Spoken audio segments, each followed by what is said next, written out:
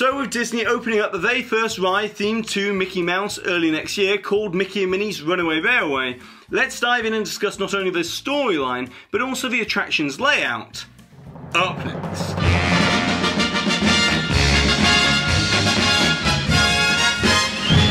This video is sponsored by Mickey Travels, a platinum level authorized Disney vacation planner which can take the hassle out of all of your vacation planning. So visit the link in the description box to get your free quote today. Hi there Waltoneers, I'm Jack and this is of course DSNY Newscast, and you know what, we've got a great topic to talk about today, so let's just get straight into it. As ever since rumours began back in 2016 that the Great Movie Ride was to be replaced, many thought and feared the worst of what might just happen to what had been the park's icon since opening day. But then in 2017, when it was made official that this will become the location of Mickey and Minnie's Runaway Railway, it somewhat eased the minds of Disney fans. As after all, where would be a better place to call home for an icon of Hollywood history than that of a Chinese theatre? However, with the exterior remaining relatively untouched, Walt Disney Imagineering will be including one new addition, and that comes in the form of a classic neon marquee that is designed to pay tribute to the golden era of movie making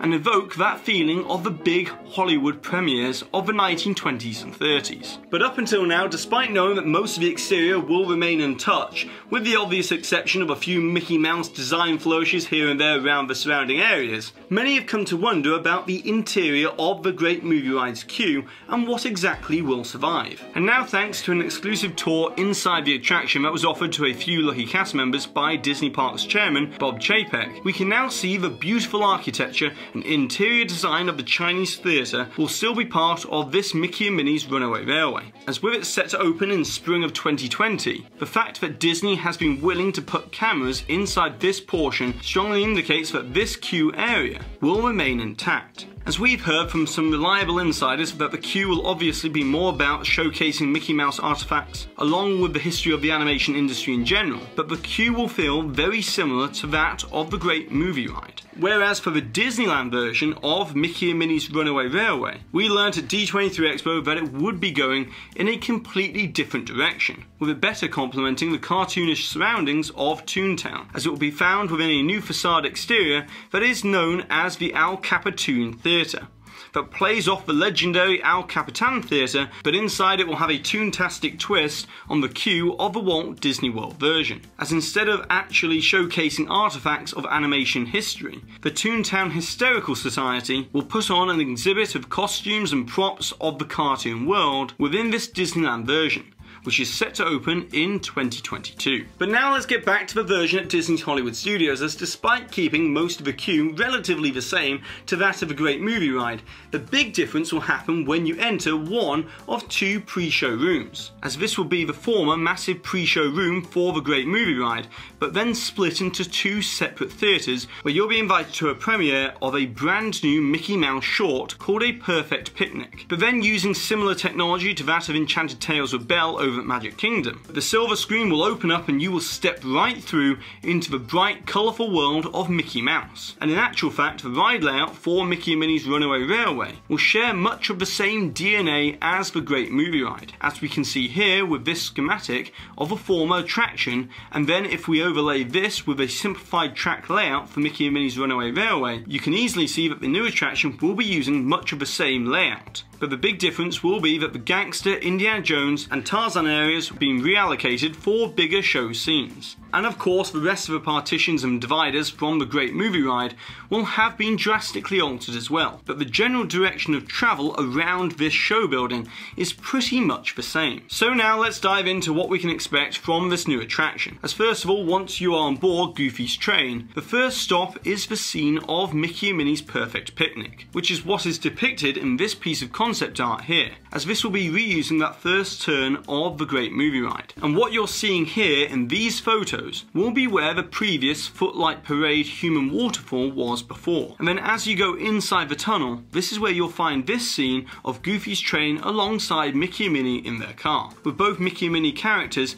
being in animatronic form. But in context of a Great Movie Ride, this tunnel scene will actually be using the same show space where you'd previously found the Singing in the Rain and Mary Poppins rooftop scene. But then after you turn that corner and come out of a tunnel, where previously you would have found the underworld and gangster shootout, this is where we'll all find ourselves in a stampede right alongside Mickey Mouse, similar to this animated sequence from this Mickey Mouse short here. And then as you escape the balls, you'll find yourself within a carnival parade, which is where this transition from the gangster to the Wild West scene was before. And then where the bank robbery and western scene was previously is where you'll be sucked up into a cartoon twister. Personally, I would have preferred to be where the Fantasia segment was within the Great Movie Ride, as that would have been a nice little nod to the Great Movie Ride's development. But anyways, this twister segment will use all sorts of special effects to create an out-of-this-world experience before continuing you on your journey into the next segment, which is where we'll all find ourselves teetering over the edge of a waterfall, which is what is being depicted here in this concept art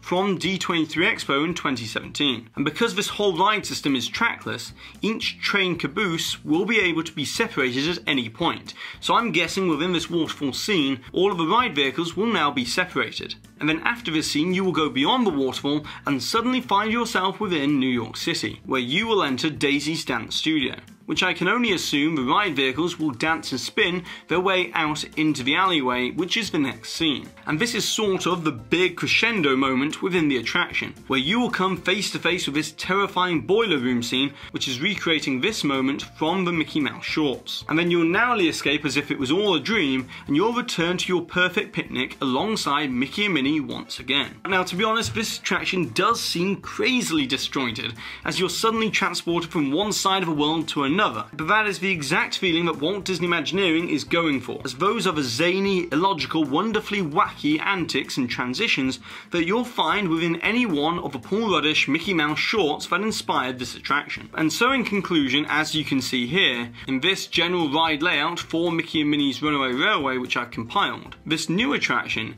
is going to be sharing a lot of similarities to that of the Great Movie Ride, whilst also creating what is sure to become a new classic Disney attraction when it opens in spring of 2020. And lastly for today, talking about the mouse that started it all and made Hollywood history, how can we not talk about Frozen 2, which is sure to break box office records? As yesterday, Disney released the last extended trailer for this highly anticipated sequel, where we received our first glimpses at the flashbacks to King Agnar and Queen Iduna, recounting a tale about an enchanted forest on the edge of the Kingdom of Arendelle. Now this is obviously going to play a huge role in Elsa discovering the truth of where her magic comes from. But my only hope with this sequel is that it also explains why this pretty important fact about an enchanted forest was not mentioned in the original at all. But either way, without revealing too much about the plot of the movie, I am cautiously optimistic that this sequel can fill in all of those overlooked points from the original, which is hard to believe it came out 6 years ago in 2013. But now, it's over to you, Walt, and as I would like to know if you could have created any other attraction to go within the Chinese theatre